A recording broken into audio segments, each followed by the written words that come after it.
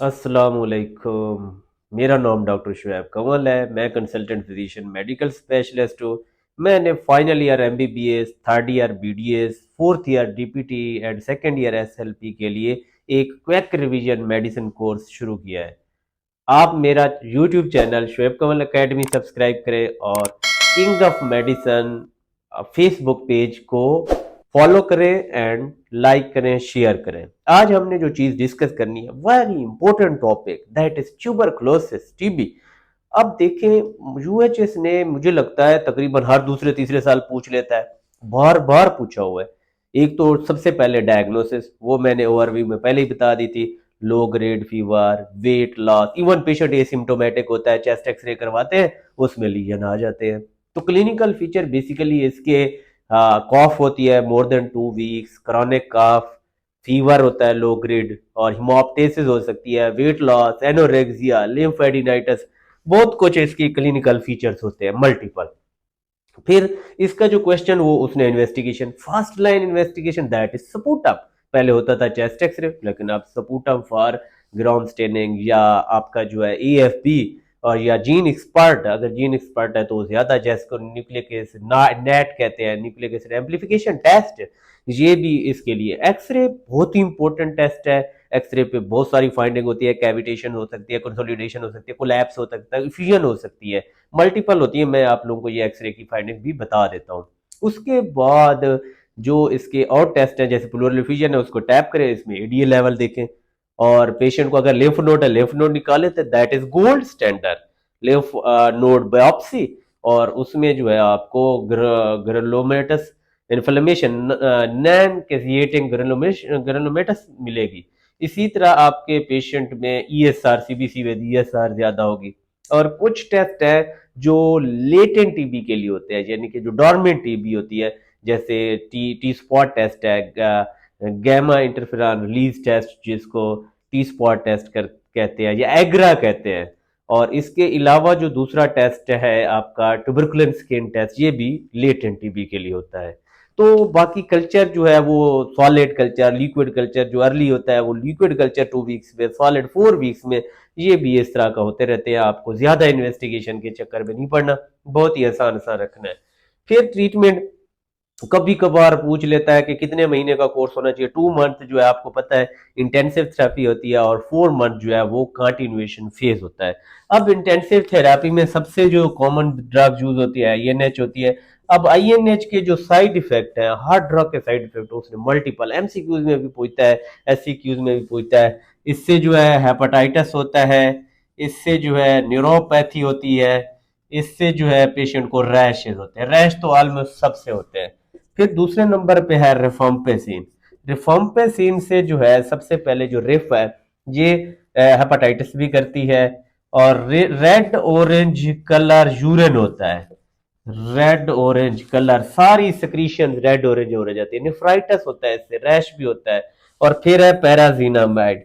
पैराजीनामाइड is most toxic drug, ये आप लोगों ने देखनी है। और hepatotoxic drug, most hepatotoxic drug, hepatitis और गाउट, यूरिसीमिया, गाउटी आर्थराइटिस। अगर पेशेंट पैराजीनामाइड ले रहा था, अब जॉइंट पेन के साथ आ रहा है, तो गाउटी आर्थराइटिस है। इसी तरह 4 नंबर पे है आपकी इथम्ब्यूटोल। इथम्ब्यूटोल, ई से आई, ऑप्टिक नोराइटिस, ऑप्टिक नोराइटिस, स्ट्रेप्टोमाइसिन, ओटोटॉक्सिसिटी। ये आप फर्स्ट लाइन के मैं साइड इफेक्ट बता देता हूँ, अक्सर वो पूछते हैं। ऑप्टिक, गाउट, इसका रेड ऑरेंज कलर, इसका न्यूरोपैथी। न्यूरोपैथी इसलिए इसको विटा 6 भी साथ देते होते हैं। अच्छा, अब जो कंटिन्यूएशन फेज है उसमें जस्ट रिफम्पेसिन देनी होती है। बाकी 4 ड्रग जो है वो 2 महीने के लिए देनी होती है। अच्छा, इससे ना अक्यूट हेपाटाइटिस पोस्ट, ये जो एटीटी इंड्यूस्ड हेपाटाइटिस भी एक दफा उसने पूछा पेशेंट को, कब आपके जो है वो एटीटी बंद करनी चाहिए। अदरवाइज आपका अगर स्पुटम पॉजिटिव है, टीबीएम है, तो एटीटी बंद नहीं कर सकते, आप ऐसी क्यों दे, जो लिवर सेफ रिजीम दे। अगर आपको कोई इमरजेंसी नहीं है और आपको इस तरह की कोई कंडीशन नहीं है, तो फिर आप बंद कर दें और एलएफटीज मॉनिटर करें, और फिर 1 बाई 1 ड्रग इंट्रोड्यूस करें। सबसे पहले जो है वो आप रिफेम्पेसिन दें, एसोनियाजिड दें, और उसको मॉनिटर करते जाए, जो कल्प्रिट ड्रग है उसको रिमूव कर दें। ये हेपेटाइटिस का प्रोटोकॉल होता है। उसके अलावा जो है पेशेंट को आपने जो ट्रीटमेंट ड्यूरेशन है वो 6 मंथ का है। अदरवाइज अगर टीबीएम है तो 1 ईयर का है। इसी तरह स्पाइन की टीबी है तो उसका तो 18 to 24 मंथ का है। और ये होता है फर्स्ट लाइन ट्रीटमेंट जब आपका पेशेंट को कुछ नहीं है। अब एक चीज होती है एमडीआर। एमडीआर को समझना बहुत जरूरी है आपको। एमडीआर फर्स्ट लाइन ड्रग्स, इसमें एज एज इट रिफेम्पेसिन इनको रेजिस्टेंट हो। जब हम फॉलो करते हैं end of the second month पे अगर स्पुटम पॉजिटिव है तो हम रिफेम्पेसिन रेजिस्टेंस चेक करते हैं। अगर वो पॉजिटिव है तो फिर आप एमडीआर प्रोटोकॉल देंगे, अगर नेगेटिव है तो फिर आप कंटिन्यू रखते हैं। तो एमडीआर का ट्रीटमेंट जो है वो डिफरेंट होता है, ड्यूरेशन भी डिफरेंट है, ड्रग्स भी डिफरेंट है, वो आपके स्कोप से ज्यादा है। फिर है एक्सडीआर। एक्सडीआर में आपके एक जो फर्स्ट लाइन ड्रग्स एसोनिट्रोफेम्पेसिन से भी रेजिस्टेंस होता है। इसी तरह जो है आपकी जो क्विनोलोन्स है उससे भी रेजिस्टेंस होता है।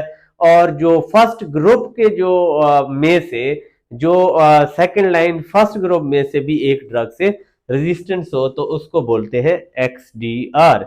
और एक्सडीआर का भी डिफरेंट ट्रीटमेंट होता है। और इन सब में जो है वो फिर डॉट थेरापी भी समटाइम कंप्लायंस का इश्यू होता है। Dot therapy, directly observe therapy, वो भी उसने एक दफा यूएचएस वाले ने पूछा है। इसी तरह इनका ड्यूरेशन डिफरेंट हो जाएगा। एक्सडीआर की बी पॉड रेजिम फेमस हुई हुई है, वो भी आपसे कोई नहीं पूछेगा, वो बहुत ही टफ चीज है।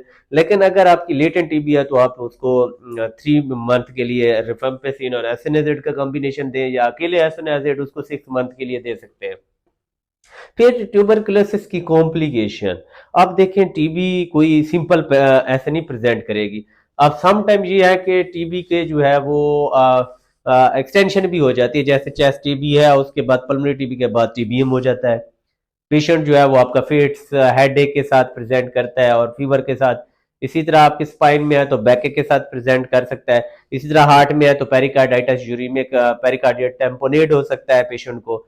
और एफ्यूजन ट्यूबरकुलस एफ्यूजन जो है वो भी हो सकती है। इस तरह abdominal टीबी आपको पता है साइटीज हो जाएगी, इंटेस्टाइनल ऑब्स्ट्रक्शन हो जाएगी, या पायोनेफ्राइटिस इसी तरह इसके अंदर किडनी के अंदर भी जा सकती है। और फिर एड्रिनल है आपका। एड्रिनल टीबी जो है वो is most common due to high vascularity, but adrenal insufficiency is less common. उसके बाद आपके जो है जॉइंट में भी जा सकती है ट्यूबरकुलोसिस जो है। इस तरह डिफरेंट डिफरेंट एरिया पे जो है इसकी जो है एक्सटेंशन देखनी होती है आपने। और आप पोस्ट टीबी जो एड्रिनल अगर इन्वॉल्वमेंट है तो डायरिया के साथ पेशेंट आ जाता है, ब्लड प्रेशर लो हो रहा होता है, शुगर लो हो रही होती है, एड्रिनल इनसफिशिएंसी के साइन आ रहे होते हैं। तो इस तरह ट्यूबरकुलोसिस के उसने मल्टीपल टाइम चीजें पूछ ली है। इंशाल्लाह इससे आप लोगों को कवर हो जाएगा। अल्लाह हाफिज।